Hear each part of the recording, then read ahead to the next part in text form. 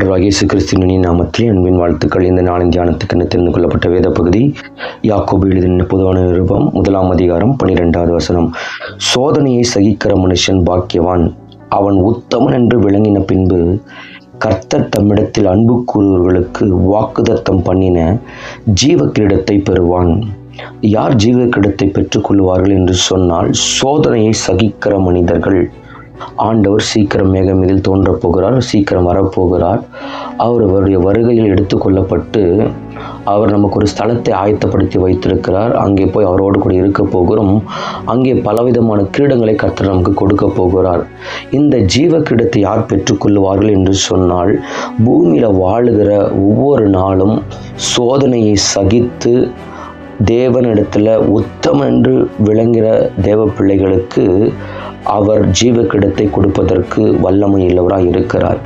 இந்த கடைசி காலத்தில் வாழ்ந்து கொண்டிருக்கிற ஜனங்களுக்கு சோதனையை சகிப்பதற்கு இன்னைக்கு வாஞ்சையும் ஆவலும் கிடையாது. உத்தமனாய் விளங்கி காண்பிப்பதற்கு பொறுமையும் கிடையாது. எப்படி நம் ஜீவ கிரீடத்தை பெற்றுக்கொள்ள முடியும்? அநேக கிறிஸ்தவ பிள்ளைகள் இன்னைக்கு சகிப்புத்தன்மை அற்று காணப்படுகிறது.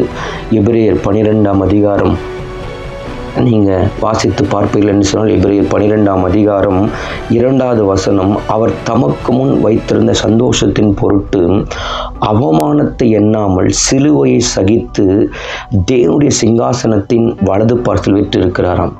கர்த்தர் அவமானத்தை, ஆண்டவர் இயேசு கிறிஸ்து அவமானத்தை எண்ணலை, பாடுகளை சகித்து சிலுவை சகித்தாராம். இன்றைக்கு நமக்கு சகிப்புத்தன்மை இல்லை. சோதனையை ஜெயிக்கிற பிள்ளைகள் தான் இந்த பூமியில் வாழ்கிற ஒவ்வொரு நாளும் வருகிற பாவ சோதனைகள், சத்துரு கொண்டு வருகிற சோதனைகளில் நாம் சகித்து ஜெயித்தால் தான் ஜீவ கிரீடத்தை பெற்றுக்கொள்ள முடியும்.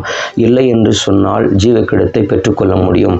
அப்போ ஜீவ கிரீடம் யாருக்கு கொடுக்கப்படும் என்று சொன்னால், பூமியில் வாழ்கிற ஒவ்வொரு மக்களும் சோதனைகளை சகிக்கணும், உத்தமன் என்று விளங்கணும். இந்த பூமியில் சோதனை சகிக்கிறது ஒரு பகுதி இருந்தாலும், உத்தமன் என்று விளங்குகிற பிள்ளைகளுக்கு கர்த்தர் தம்மிடத்தில் அன்பு கூறுவர்களுக்கு ஜீவ கிரீடத்தை கர்த்தர் கொடுக்கிறார்.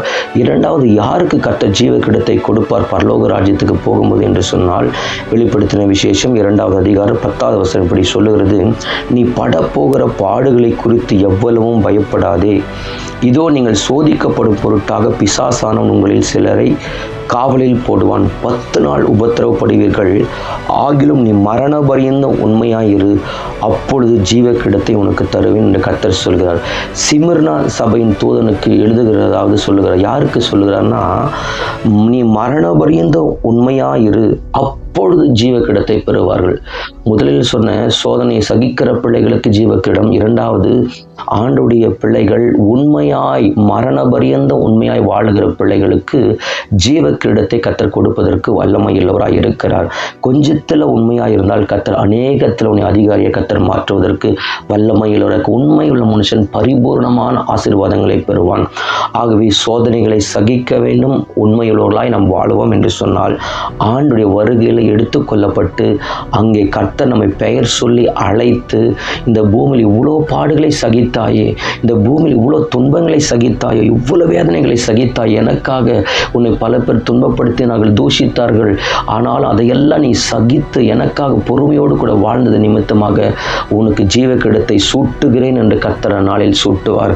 அதற்கு பிறகு யார் உண்மையாக இருந்து கர்த்தர் சொல்லுவார், நீ மரண பரியந்த என் வருகை பரியந்த நீ உண்மையாக இருந்தில்ல மகளே, மகனை எழுந்து வா, உனக்காக ஜீவ கிரீடத்தை ஆயத்தப்படுத்தி வைத்திருக்கிறேன் என்று அந்நாளில் கர்த்தர் நம்மை பெயர் சொல்லி அழைத்து ஜீவ கிரீடத்தை சூட்டுவார். ஆகவே தேவ பிள்ளைகளை, கிறிஸ்துவை அறிந்திருக்கிற நாம், சபைக்கு போகிற நாம், ஆராதிக்கிற பிள்ளைகள் நாம் உண்மையாகவும் சோதனைகளை சகித்து வாழ்ந்து ஆண்டவர் வருகையில் எடுத்துக்கொள்ளப்பட்டு இந்த ஜீவ கிரீடத்தை பெற்றுக்கொள்ள கர்த்தர் நமக்கு உதவி செய்வாராக.